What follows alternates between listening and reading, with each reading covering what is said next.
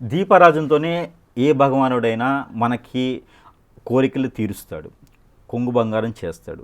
కోట్లాది కోట్లు నా దగ్గర ఉన్నాయి, అక్రమ మణి అంతా నా దగ్గర ఉంది అని చెప్పేసి ఉండిలో వేస్తేనే మన కోరికలు తీర్చరు. యజ్ఞ యాగ హోమాలు చేస్తేనే మన కోరికలు తీర్చరు. ఆత్మ సంతృప్తిగా మనం ఏదైతే చేయగలుగుతామో అది చేస్తే మాత్రమే. దీపారాజన, కొబ్బరికాయ అనేది చాలా పవిత్రమైనవి.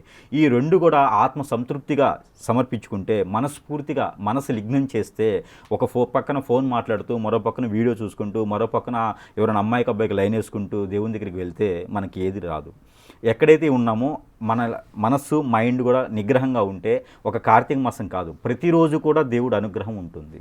ఏ గండం కూడా మన వైపు రాదు. దేవుణ్ణి ఆరాధించేటువంటి పద్ధతులు లేవు. ఎలా అయినా ఆలోచించుకోవచ్చు. మనం పడుకునే ఆలోచించుకోవచ్చు, నిద్రపోతూనే ఆలోచించుకోవచ్చు, లేచి మనం పని మీదకి వెళ్తూనే ఆలోచించుకోవచ్చు. కానీ మనసు సంతృప్తిగా ఆలోచించుకోవాలి.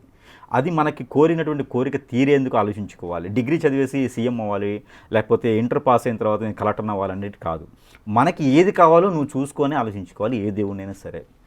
అలా ఆరాధిస్తే ప్రేమపూర్తిగా ఆరాధించినట్టే. మనము మొత్తం శ్రమించేసి మనం అన్నీ కూడా వదిలేసేసి ఇక దేవుని ధ్యానంలో 24 గంటలు కూర్చున్నా కూడా అనుగ్రహం అనేది రాదు.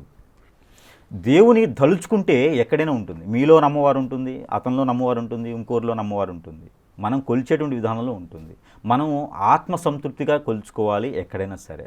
అలా చేసుకుంటే ఈ కార్తీక మాసం ఒకటే కాదు, ఏ మాసంలోనైనా దేవుడు అనుగ్రహం అయితే ఉంటుంది.